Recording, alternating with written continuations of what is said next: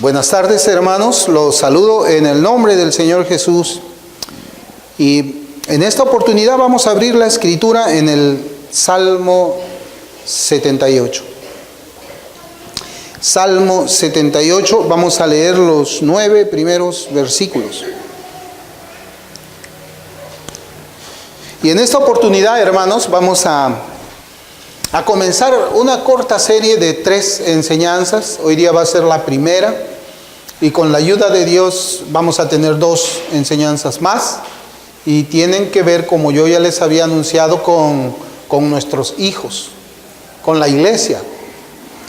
Y les había comentado a ustedes la carga que yo había sentido en mi corazón por esta iglesia y por la iglesia en general acerca de nuestros hijos. Yo quisiera que comencemos leyendo los 9 primeros versículos y de allí vamos a ir exponiendo la escritura. Aunque en esta oportunidad no vamos a más que hacer podemos llamar un diagnóstico de la situación de la iglesia en nuestros días y qué cosa podemos esperar de la iglesia de aquí a 20 años. ¿Cuál será la situación de la iglesia? El Salmo 78 desde el versículo 1 dice: escucha, pueblo mío, mi ley, inclinad vuestro oído a las palabras de mi boca. Abriré mi boca en proverbios, hablaré cosas escondidas desde tiempos antiguos, las cuales hemos oído y entendido, que nuestros padres nos las contaron. No las encubriremos a sus hijos, contando a la generación venidera las alabanzas de Jehová y su potencia y las maravillas que hizo.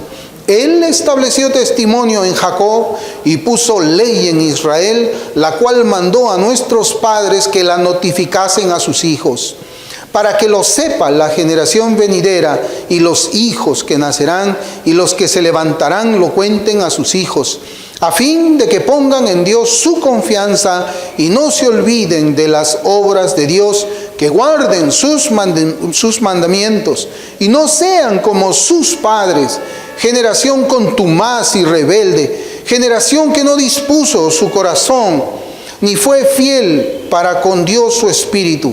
Los de Efraín, arqueros armados, volvieron las espaldas en el día de la batalla. Que el Señor bendiga su palabra y como yo les comentaba, hermanos, vamos a comenzar pues con la ayuda del Señor 3 exposiciones respecto de estos 9 versículos que hemos leído. Hoy día yo quisiera que hagamos un análisis, un examen del estado espiritual de la iglesia en general, también de cómo es que está la iglesia reformada en nuestros días.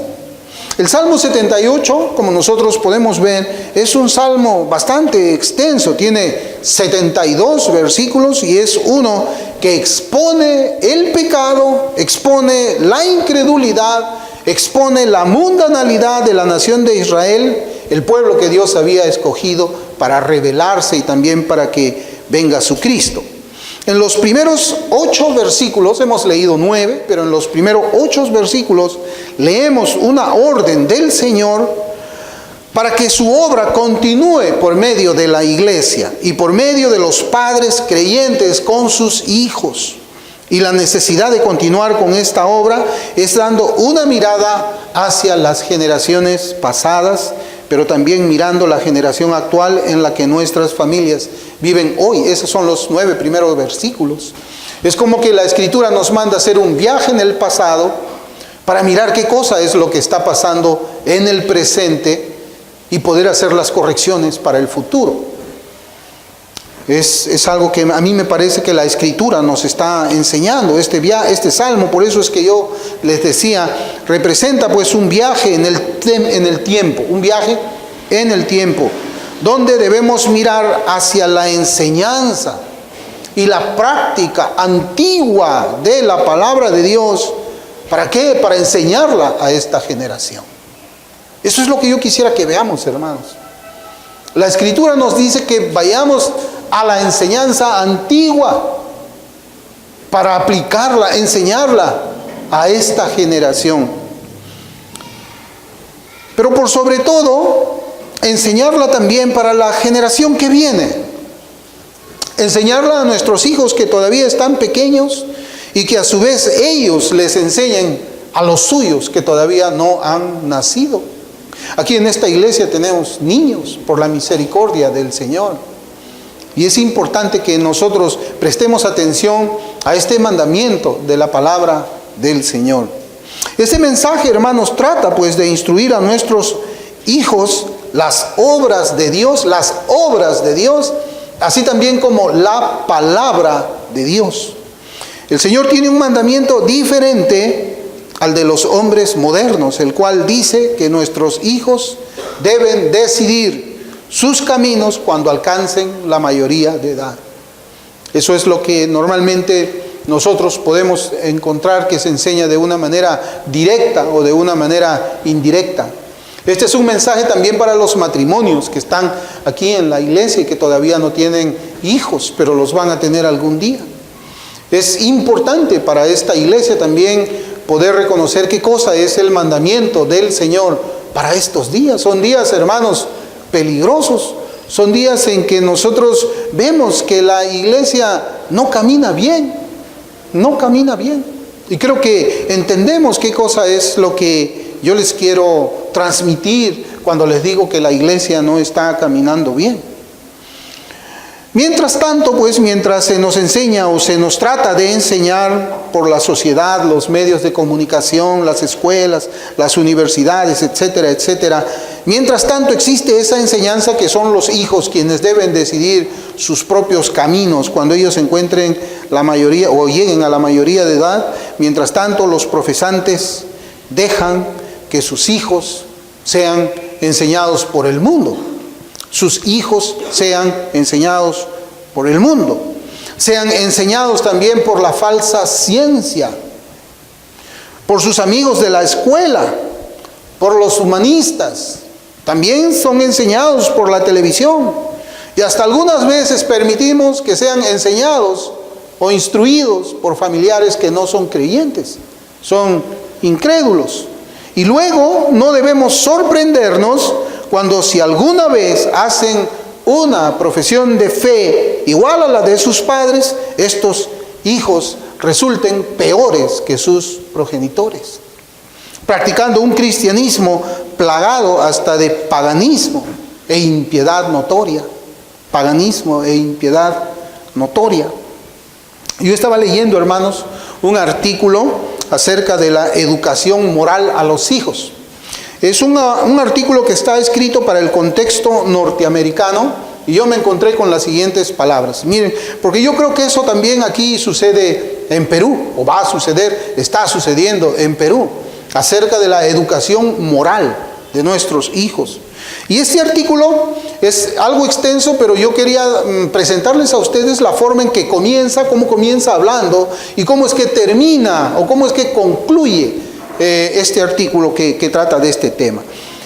Comienza de esta manera, dice: los puritanos de Nueva Inglaterra creían que el código moral residía en la Biblia. Por lo tanto, era imperativo que a los niños se les enseñe a leer, teniendo así acceso a su sabiduría fundamental.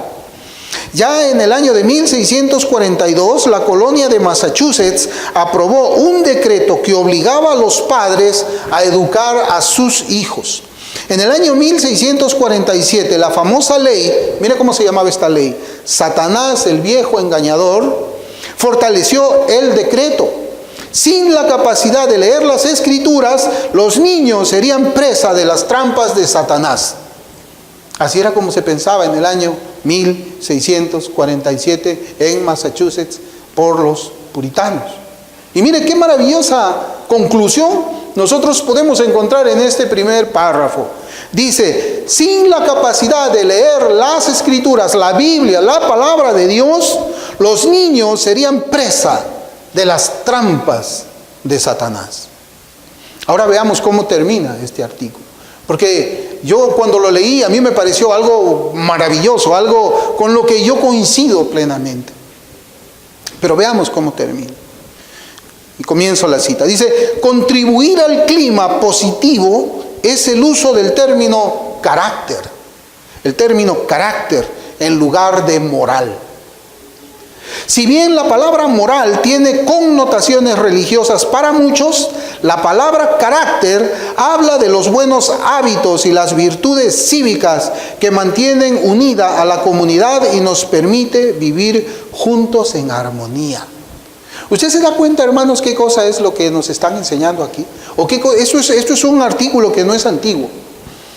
Acá lo que se está diciendo es, bueno, esa palabra moral tiene una connotación religiosa, tiene una connotación bíblica, y eso no va a permitir que nosotros estemos en paz. Lo que más bien tenemos que hacer énfasis es en el carácter de los hijos. No necesitamos enseñarle la Biblia. Lo que necesitamos es enseñarles a que se porten bien, a que respeten a los adultos, que aprendan a saludar, que aprendan a despedirse, que aprendan a vivir correctamente dentro de la sociedad y en paz. Pero nada de Biblia, nada de Biblia. Hermanos, esto es completamente opuesto a lo que la iglesia del Señor creía en los años 1640. Es completamente opuesto a cómo es que el cristianismo entendía cómo debe ser la instrucción de nuestros hijos en aquel tiempo que se llamó la era dorada de la iglesia cristiana. Completamente aparte, completamente distinto. Lo que pasa es que la sociedad busca arreglar el carácter de los seres humanos con el propósito de ¿qué? De vivir en armonía, no vivir en confrontaciones, vivir en armonía, sin discusiones, sin debates, sin nada de esas cosas.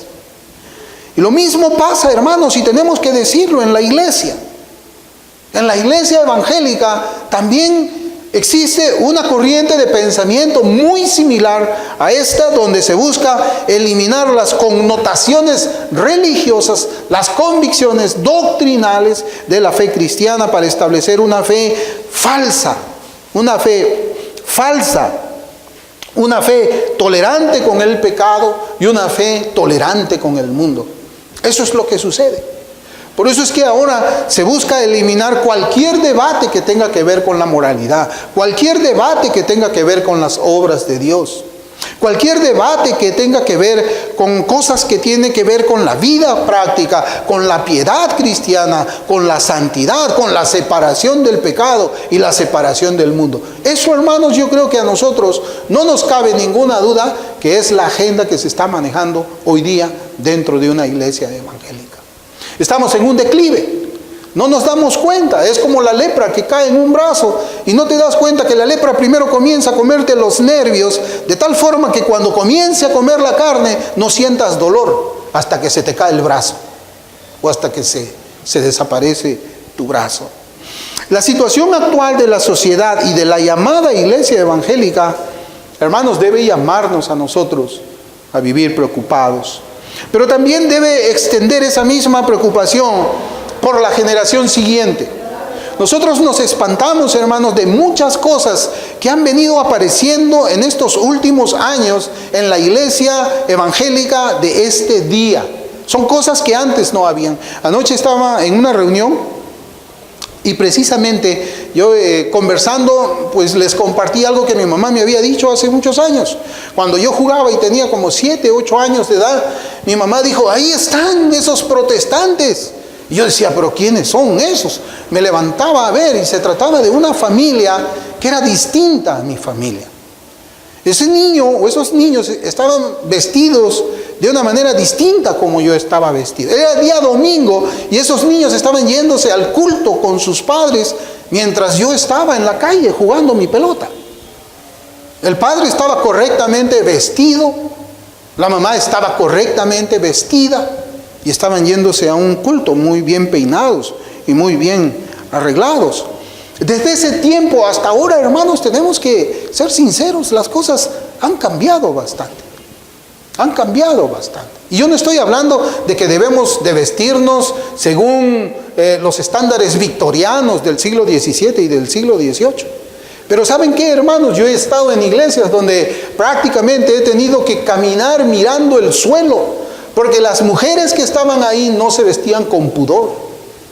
Se vestían con escotes, se vestían con faldas altas, se sentaban y cruzaban las piernas. Cuando hemos ido con mi esposa también a un matrimonio, no sabíamos quién era creyente y quién era incrédulo, porque todas tenían escotes en las espaldas muy pronunciados. No sabíamos quién es creyente y quién es incrédulo. Yo pienso que ahí nadie hubiese dicho, ahí están los protestantes.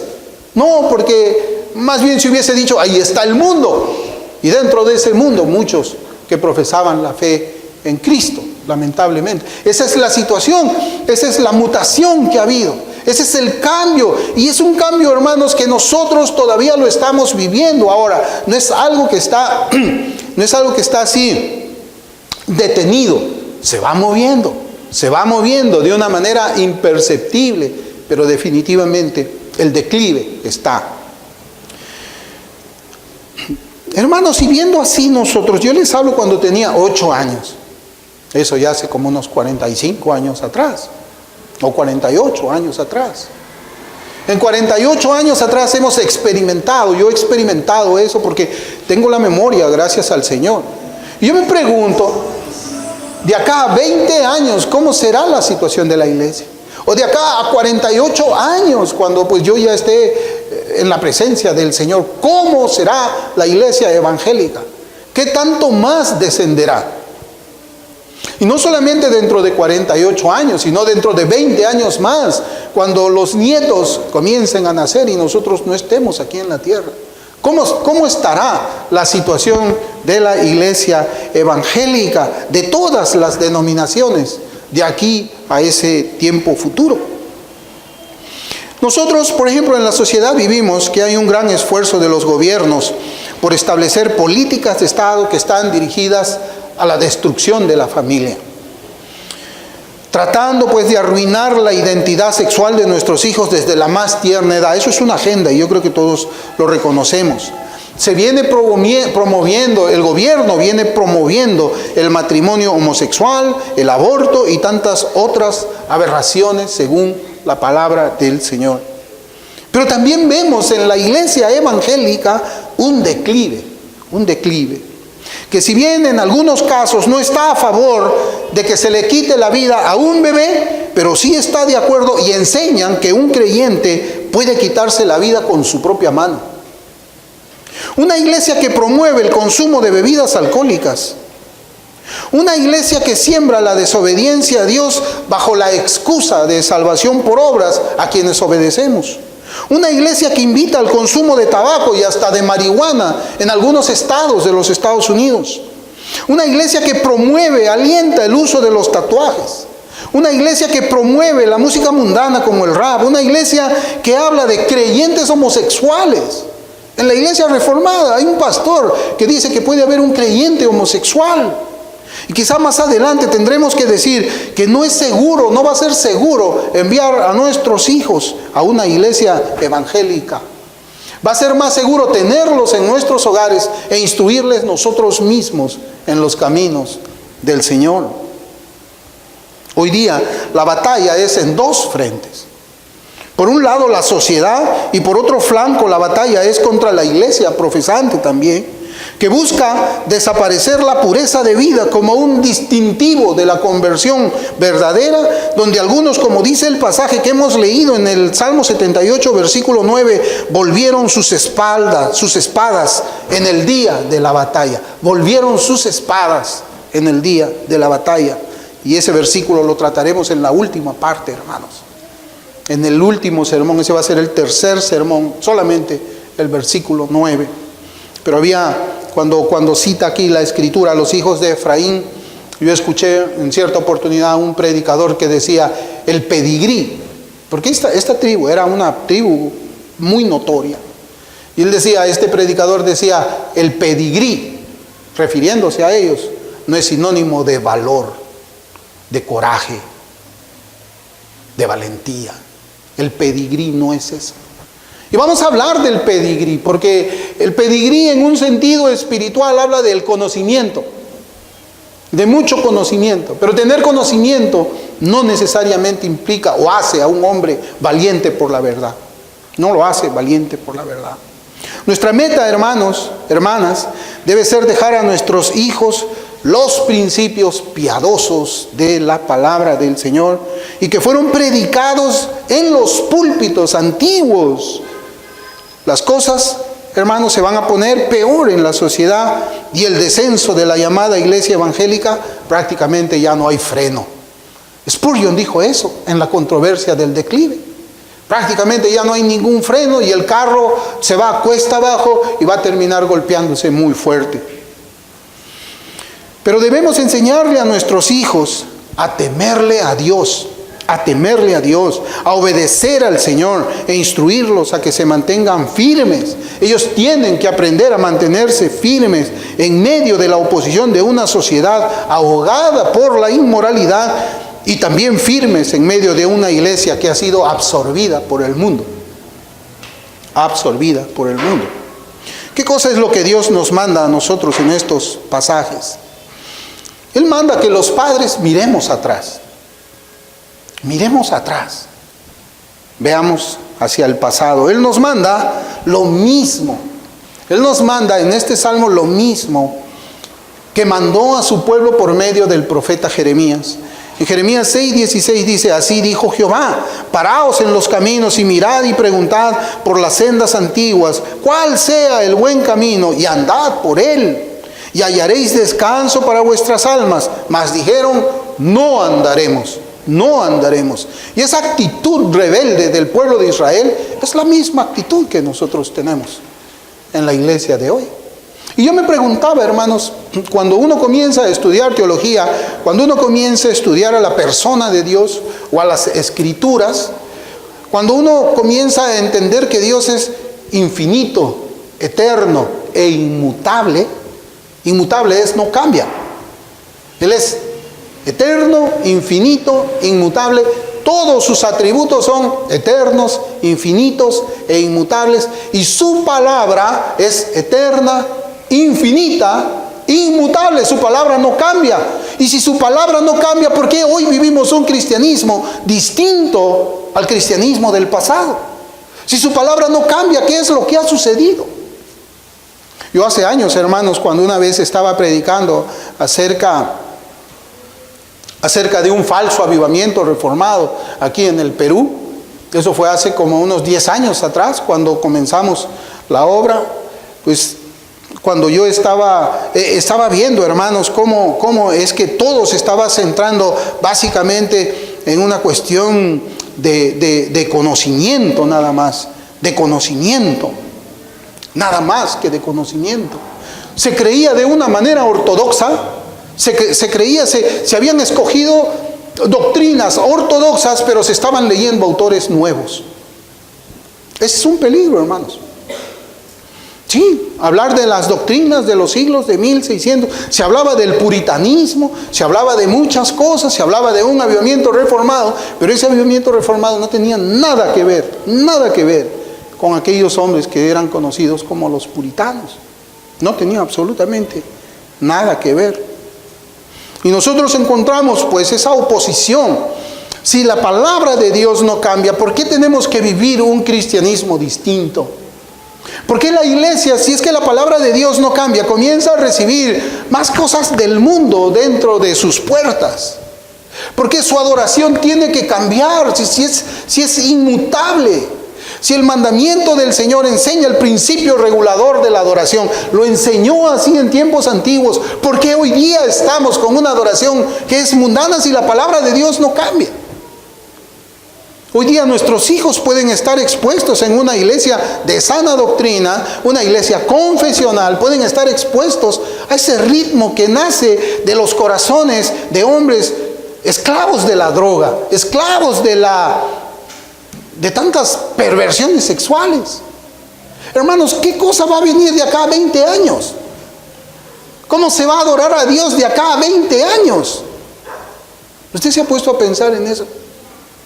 Si hoy día hay iglesias o hay conferencias reformadas donde es una discoteca donde entran 6,000, 7,000 jóvenes, una discoteca a bailar rap con luces psicodélicas.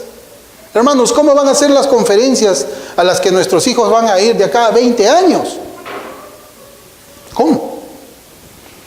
Y es algo que nos debe sorprender, porque el principio de la Escritura es que es inmutable, no cambia.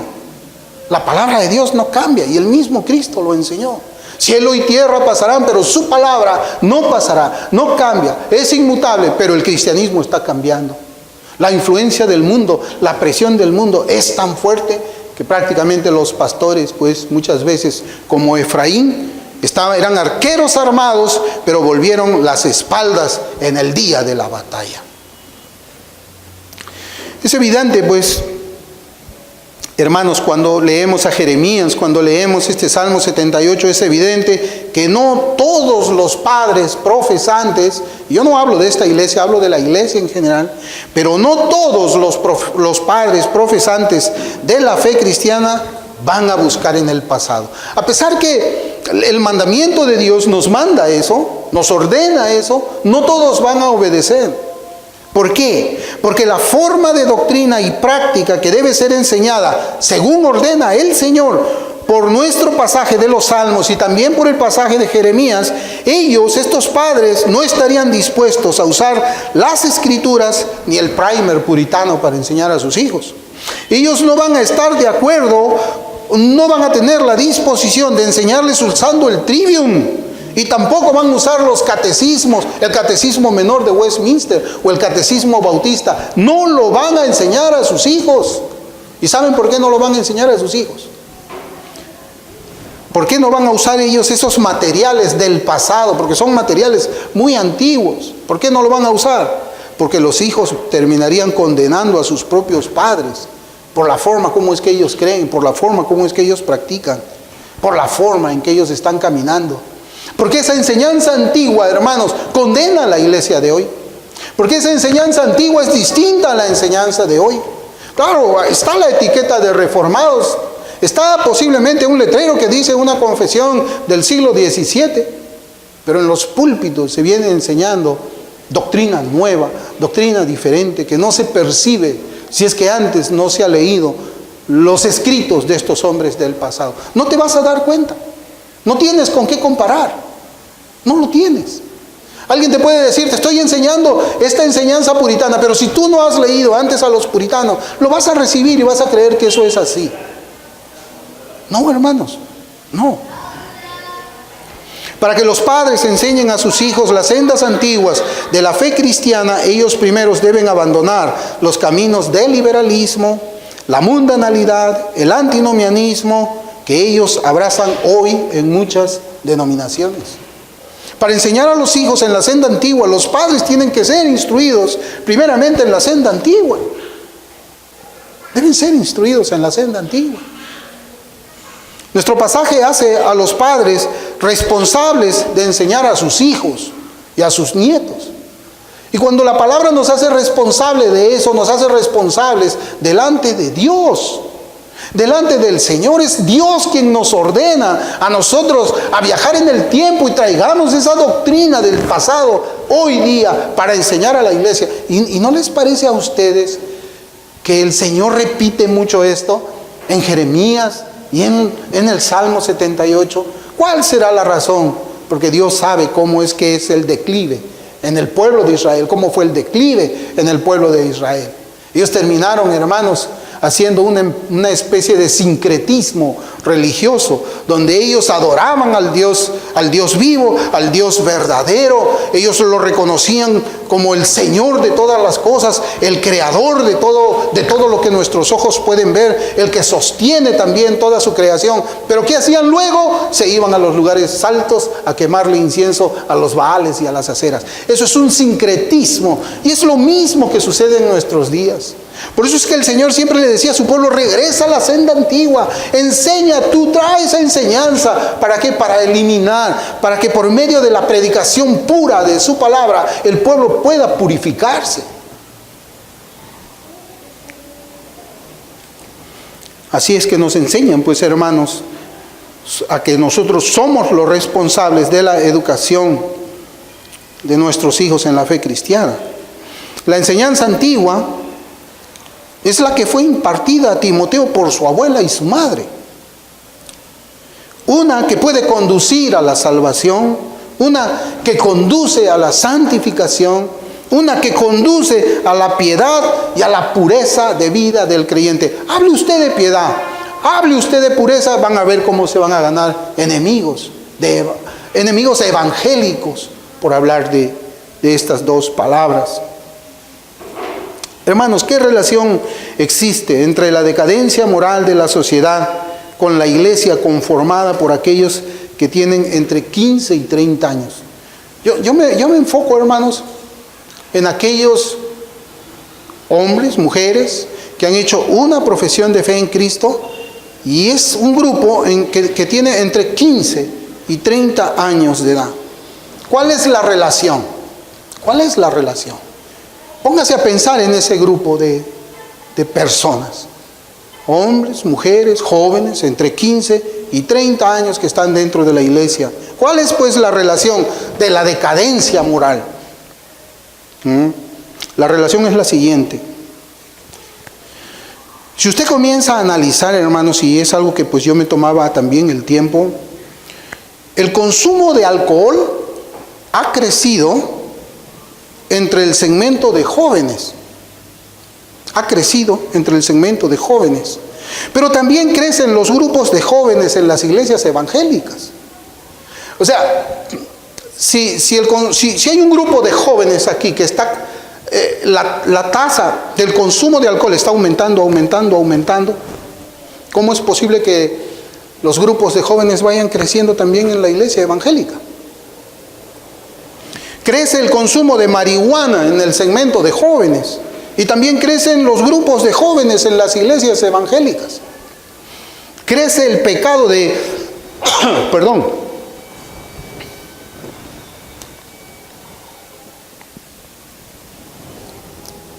hay un crecimiento del pecado de fornicación en el segmento de los jóvenes.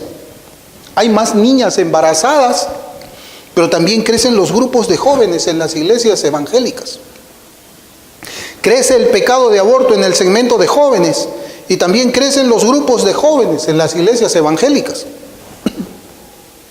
Crece el uso de la mentira en el segmento de jóvenes. Los jóvenes son cada vez más mentirosos, pero crece el grupo de jóvenes dentro de las iglesias evangélicas.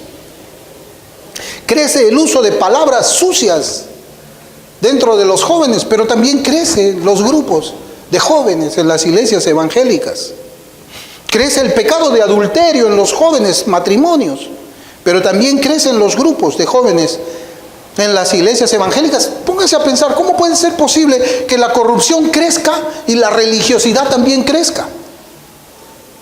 ¿Cómo puede ser posible que los jóvenes cada vez estén absorbiendo más y más corrupción y pecado, pero la iglesia experimente un crecimiento de jóvenes en sus locales? ¿Cómo puede ser eso?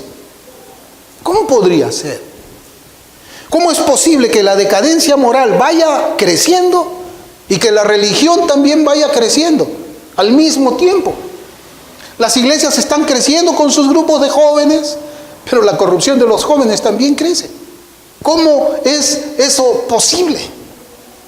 Eso es una contradicción. Eso es una contradicción. Porque si todos esos pecados van creciendo en el segmento de jóvenes, entonces lo lógico tendría que ser que los ministerios de jóvenes decrecieran en las iglesias. Y si los jóvenes cristianos van creciendo en las iglesias, entonces las corrupciones de la sociedad deberían ir decreciendo. Pero no pueden crecer los dos al mismo tiempo. No pueden, eso es algo imposible. Por eso la única respuesta posible a esta pregunta es que todos esos vicios pecaminosos también han sido absorbidos por la religión evangélica.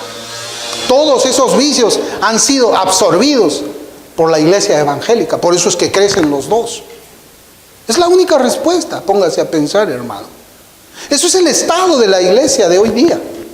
Yo no sé si usted lo habría visto así, pero así es como yo lo veo.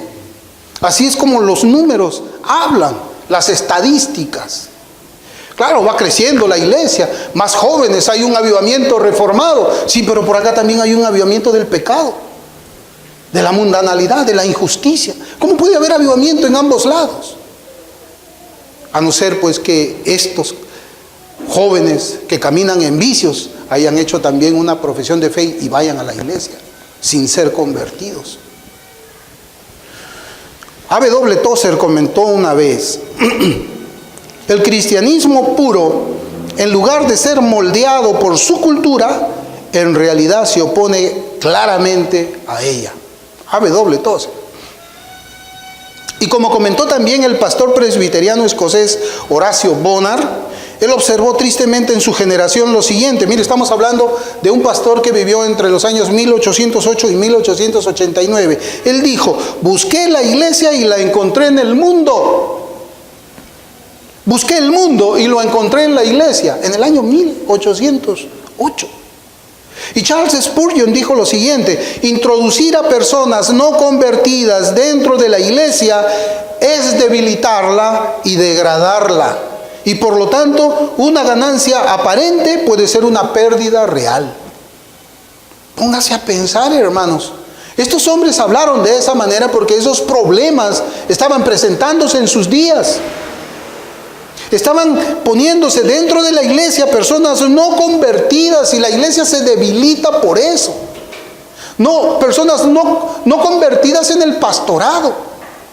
Hemos escuchado hace poco de Joshua Harris, un pastor durante muchos años, conferencista, autor de libros, y luego dijo que él nunca había sido cristiano.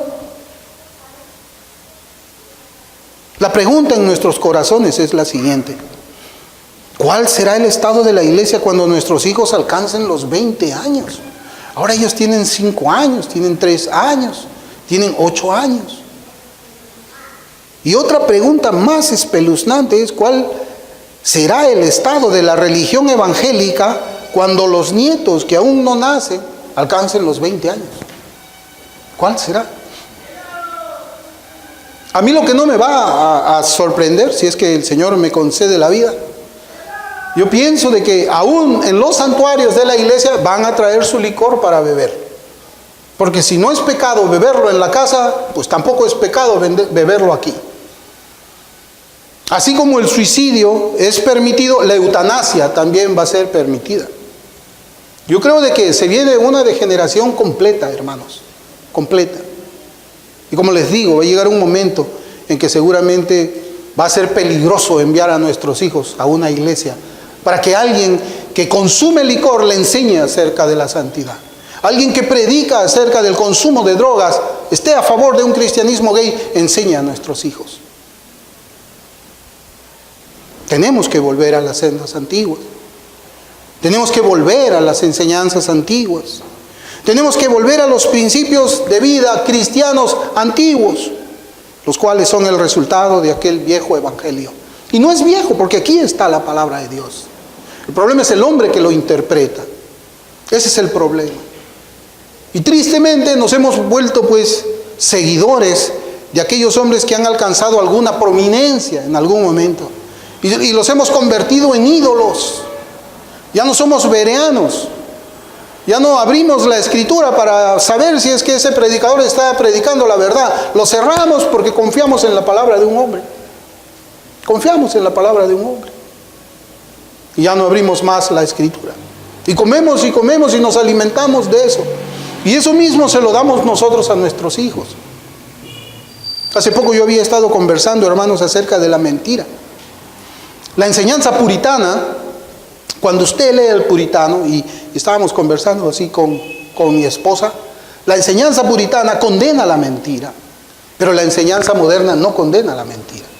Dentro del campo reformado, no condena la mentira, dice que cuando es necesaria para que salves tu vida, pero el puritano nunca pensó así. Por eso es que nosotros vemos que habían los mártires de la iglesia, iban al Coliseo Romano, cuando le preguntaban: ¿eres tú cristiano? Ellos no decían: no soy cristiano, para defender su pellejo. Ellos no mentían de esa manera. Ellos decían: soy cristiano, Cristo es el Señor. Muy bien, vaya usted con sus hijos a morir. Esa era la enseñanza puritana. Esa era la enseñanza de la iglesia primitiva, de la primera iglesia, hablar verdad. Hoy día no es así. Hoy día no es así. Y cuando uno no tiene ese conocimiento, no tiene esa lectura, cuando no tiene esa luz de la Escritura, cuando alguien famoso te cuenta ese cuento, te lo terminas creyendo. Y termina enseñándole a tus hijos de esa manera. Le va a terminar enseñando que la mentira en realidad no es mala. Hermanos, yo les voy a decir algo, y se lo voy a decir a través de una alegoría que yo escuché hace mucho tiempo. Y es el problema cuando nosotros dejamos que un poquito de pecado entre en nuestra vida, un poquito de pecado entre en nuestra casa. Y se trata de una historia ficticia de un hombre que estaba caminando por el desierto junto con su camello y le iba a ganar la noche. Y la noche en el desierto era fría, entonces él arma su tienda, se pone adentro de su tienda y ve que su camello mete el hocico y le dice: por favor, deja que mi hocico esté aquí adentro de tu tienda porque está muy frío afuera y tengo frío en la nariz. Y el hombre le dice: bueno, está bien, mete tu hocico ahí adentro. Y se echó a dormir. Y luego se despierta en la medianoche y se da cuenta que todo el camello estaba dentro de la tienda, no solamente el hocico. Hermanos, eso es lo que pasa cuando nosotros cedemos 1 milímetro al diablo. Eso es lo que pasa cuando nosotros cedemos 1 milímetro a la doctrina errada. Eso es lo que pasa cuando nosotros cedemos 1 milímetro a la mentira o a cualquier pecado que usted quiera.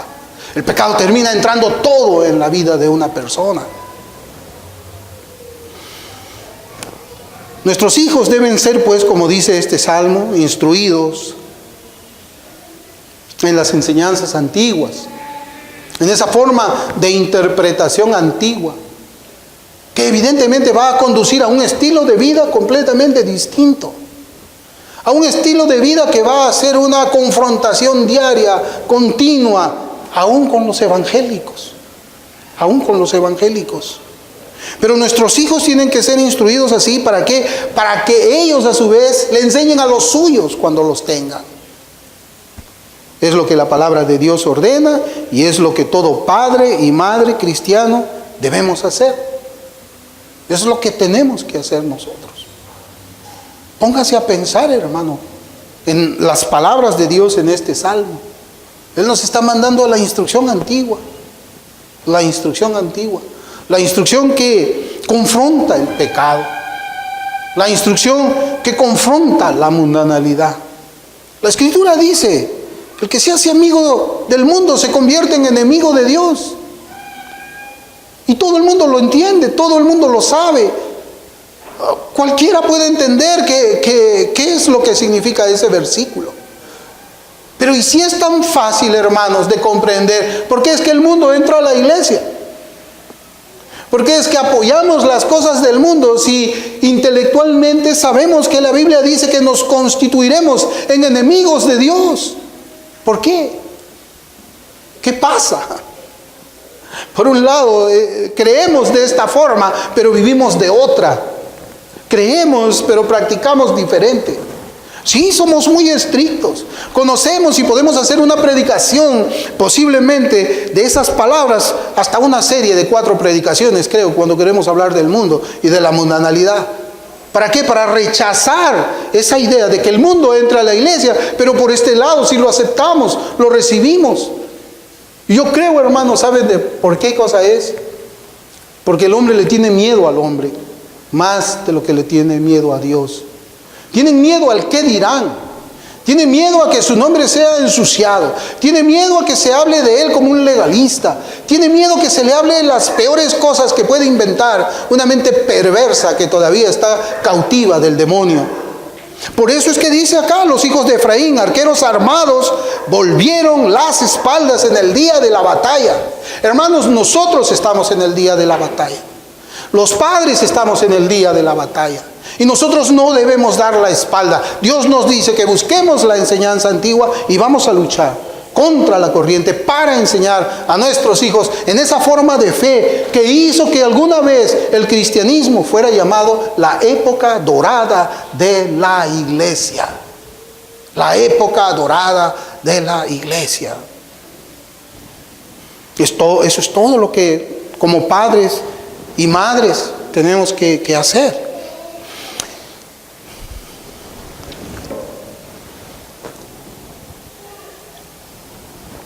Hermanos, para terminar, yo quisiera compartirles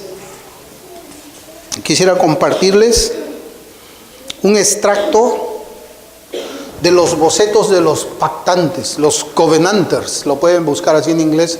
Los covenanters son unos bocetos, ¿no?, de ellos, los pactantes. Y este fue escrito por J.C. McPheeters, que era un ministro de la segunda iglesia de los covenanters en Filadelfia. Y mire cómo es que él dice, comienzo la cita: el hogar, por designación divina, es un refugio de descanso para el padre cansado, un palacio de honor para la madre virtuosa, una ciudadela de defensa para los niños indefensos. Cuán sagrado, placentero y ennoblecedor es el hogar cristiano, inspirado en el patrón divino. Es un pequeño paraíso, un cielo en miniatura, un vestíbulo de la habitación eterna, la portada a las fronteras del mundo de la gloria. El hogar de los pactantes en aquellos días era principalmente la morada de la virtud y la inteligencia, del consuelo en el Espíritu Santo y de la abundante gracia en el Señor Jesucristo. El conocimiento de Dios era la luz en la que habitaba el hogar. El lenguaje del catecismo menor era la lengua materna. Los niños se alimentaban con los salmos y las mazamorras. El altar familiar era indispensable. La Santa Biblia era más apreciada que el pan y la poesía del rey David más que el cordero asado. La oración del padre cerca de la chimenea de la casa fue vital para el hogar como el aliento en sus fosas nasales. Mañana y tarde, la voz de los padres e hijos se mezclaron en la adoración a Dios. Para la familia que guardó el pacto con Dios, el día del Señor llegaba con una belleza e inspiración peculiares. El sábado por la noche se hacía una preparación especial para la venida del día del Señor. Incluso el césped se apilaba junto al fuego, las papas se lavaban en la olla y el agua se llevaba desde la fuente. Las obras de necesidad y misericordia se redujeron al mínimo. Un silencio solemne caía sobre los campos y una luz celestial brillaba sobre la casa mientras el sol ascendía por el cielo. El ruido del trabajo había cesado y la voz humana era suprimida. Las notas de una ave fría o el balido de un cordero o el mugido de una vaca podían escucharse, haciendo que la tranquilidad sea aún más impresionante. Llegaba la mañana derramando bendiciones sobre la gente, como Cristo Jesús en el monte de las bienaventuranzas, llenando cada corazón abierto de dulzura, santidad e inspiración. La bendita mañana llegaba para llevar al padre y a la madre con sus hijos e hijas a la montaña de la casa de Dios, para pararse en la presencia del Señor de la gloria y absorber el brillo que brillaba en sus rostros durante muchos días que vendrían. El día del Señor fue el gran día de la semana en la casa de los pactantes. Hermanos, esta es la enseñanza antigua. Que un día el Señor nos permita a nosotros poder escribir estas mismas palabras. Que nos volvamos como los pactantes. Que oremos con nuestros hijos en nuestras casas. Que los instruyamos a ellos en las sendas antiguas de la palabra del Señor.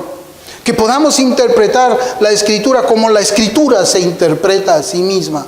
Que podamos ver a ese Dios santo y ver el pecado como algo aberrante para Él, pecaminoso para Él. Que podamos ver la dulzura de la santidad y simplemente rechazar, hermanos, todo lo que tenga que ver con el mundo y su corriente. Y que quizás seamos como Atanasio, que él gritó solo contra el mundo. Así también sean nuestros hijos, solos contra el mundo, llevando esa antorcha del Evangelio y pasándosela a la generación que viene. Y todo por amor de nuestro buen Dios, el amor a su pueblo, el amor a su iglesia. Seamos diferentes, seamos los santos que dice la Escritura. No nos dejemos llevar por cualquier viento de doctrina moderna que trata a nosotros sacarnos de esa casilla en la que nos aferramos fielmente, que es la palabra de Dios, que nos santifica, nos purifica y nos conduce por una vida de piedad.